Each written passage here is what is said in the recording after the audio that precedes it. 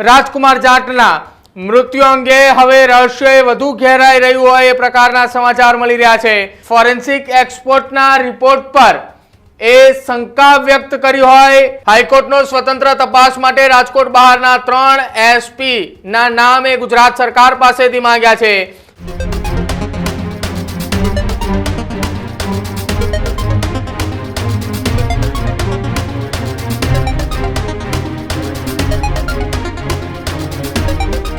नमस्कार, आप જોઈ રહ્યા છો ન્યૂઝરૂમ ને આપની સાથે હું છું પ્રદીપ। એક મહત્વપૂર્ણ સમાચાર ગુજરાત હાઈકોર્ટની એક સુનાવણી દરમિયાન સામે આવ્યા છે।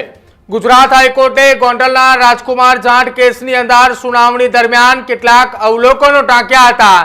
જો કે અવલોકનો ટાંકતાની વચ્ચે જ રાજકુમાર જાટ કેસની અંદર સૌથી મોટા સમાચાર ગોંડલમાં રાજકુમાર જાટ મૃત્યુ કેસ મામલે ગુજરાત હાઈકોર્ટના સંજ્ઞાન બાદ સૌથી મોટા સમાચાર રાજકુમાર જાટના મૃત્યુ અંગે હવે રહસ્ય વધુ ઘેરાઈ રહ્યું હોય એ પ્રકારના સમાચાર મળી રહ્યા છે। પરિવાર બાદ ગુજરાત હાઈકોર્ટે પણ મૃત્યુ અંગે શંકા વ્યક્ત કરી છે। ગુજરાત હાઈકોર્ટમાં ગતરોજ સુનાવણી દરમિયાન હાઈકોર્ટે ફોરેન્સિક એક્સપર્ટના રિપોર્ટ પર એ શંકા વ્યક્ત કરી હોય તે માહિતી કોર્ટરૂમની અંદરથી મળી રહી છે। કોર્ટરૂમની અંદર જે સુનાવણી ચાલી હતી એ દરમિયાન મૃતકની બોડી ઉપર જે ઈજાઓના નિશાન હતા તેને લઈને શંકા વ્યક્ત કરી। હાઈકોર્ટે કેસની તપાસ અન્ય એજન્સી અથવા સીબીઆઈને સોંપવા માટેની તૈયારી દર્શાવી। હાઈકોર્ટનો સ્વતંત્ર તપાસ માટે રાજકોટ બહારના 3 એસપી ના નામ એ ગુજરાત સરકાર પાસેથી માંગ્યા છે। ગોંડલથી 54 કિલોમીટર દૂર મૃતકની લાશ મળી હોવાની વાત એ અરજદારે કરી છે। 15 ઓક્ટોબરના રોજ આ કેસને અંતર્ગત વધુ સુનાવણી હાથ ધરવામાં આવશે। આપણે જણાવી દઈએ, રાજકુમાર જાટના કેસની અંદર અત્યાર સુધીમાં અનેક એવા ટર્નિંગ પોઈન્ટ આવ્યા છે। આ કેસની અંદર રાજકોટ શહેર ક્રાઇમ બ્રાન્ચની ટીમે એક ટ્રાવેલ્સના ડ્રાઈવર અને તેના કંડક્ટરની ધરપકડ કરી હતી। એ કેસની અંદર તપાસમાં એવી વાત સામે આવી હતી કે આ બસના અકસ્માતના કારણે રાજકુમાર જાટનું મોત નીપજ્યું છે તેવી વાત સામે આવી હતી। અકસ્માતે મોત થયા હોવાની શંકા હતી, જેના કારણે એ બસ ડ્રાઈવર અને તેના કંડક્ટરની ધરપકડ કરી હતી। જો કે આ કેસની અંદર અત્યાર સુધી અનેક એવી ચર્ચાઓ ચાલી। રાજસ્થાનની અંદર આ રાજકુમાર જાટના કેસની અંદર સૌથી વધુ વખત એ ધારાસભ્ય અને સાંસદોએ રજૂઆત એ રાજસ્થાનના મુખ્યમંત્રી અને ત્યાંના જે સાંસદો છે તેને દિલ્હીની અંદર સંસદમાં આ સવાલો ઉઠાવ્યા હતા। સંસદની અંદર આ સવાલો ઉઠતાની સાથે જ ચર્ચાએ જોર પકડ્યું હતું કે શું હકીકત છે આ કેસમાં।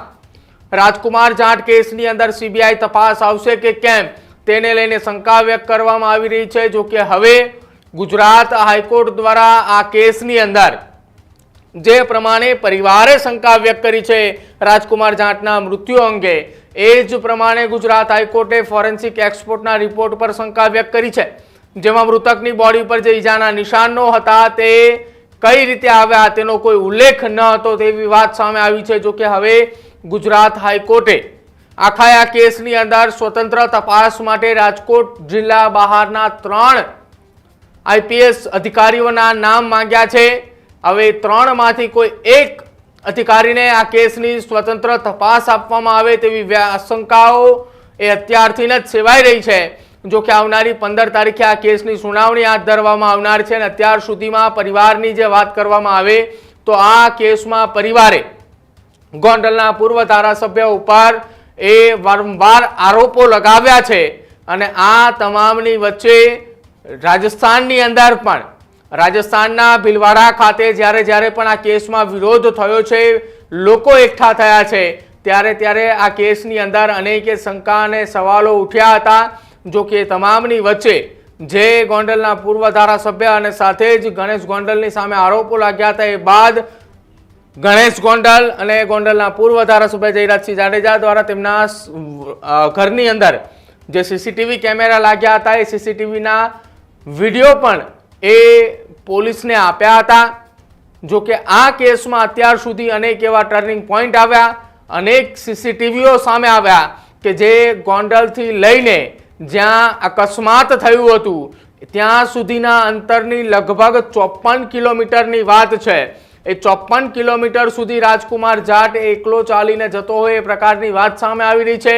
જો કે પરિવારના આરોપ છે કે રાજકુમાર જાટ જ્યારે ચાલીને જઈ રહ્યો હતો ત્યારે તેની પાછળ એક કોઈ ગાડી હતી જે રાજકુમાર જાટને ઈશારો કરતી હતી કે તારે આ તરફ જવાનું છે, અહીંથી આગળ વળવાનું છે, અને પરિવારે વારંવાર શંકા વ્યક્ત કરી હતી. જો કે રાજસ્થાનથી પૂર્વ મંત્રીએ ગુજરાતના મુખ્યમંત્રી અને ગુજરાત સરકારના મંત્રીઓની સાથે પણ મુલાકાત કરવા વિધાનસભા પહોંચ્યા હતા. વિધાનસભાના બજેટ સત્ર દરમિયાન પણ આ વાતને લઈને રજૂઆત કરવામાં આવી હતી કે રાજકુમાર જાટના કેસની તપાસ સીબીઆઈને સોંપવા માટેની માંગ કરવામાં આવી હતી.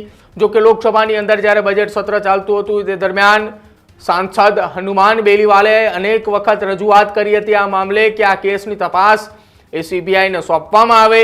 જો કે રાજસ્થાનની અંદર આખી આ ઘટના મામલે ઉગ્ર વિરોધ પણ નોંધાયો હતો, જેમાં અનેક એવા આગેવાનો, સામાજિક આગેવાનોની સાથે સાથે એડવોકેટ જયંત મુડ કે જે આ કેસની અંદર સતત ડે ટુ ડે રિપોર્ટ પણ લઈ રહ્યા હતા, તેમના દ્વારા પણ રાજસ્થાનની અંદર પરિવારની સાથે રહી આ કેસમાં વિરોધ નોંધાવવામાં આવ્યો હતો.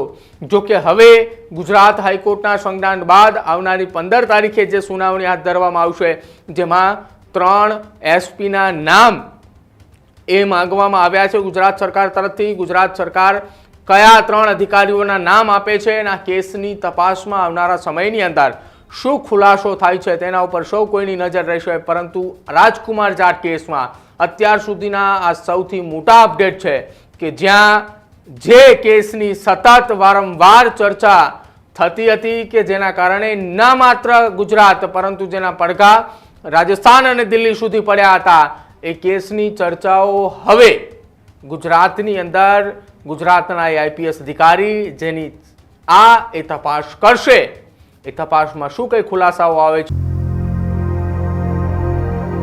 Healthy life is very important, पर टेस्टी लाइफ भी तो जरूरी है ना बॉस. समोसा चाट से है प्यार, पर एसिडिटी से कैसे रहोगे दूर यार. Wait, we have a 3-step solution.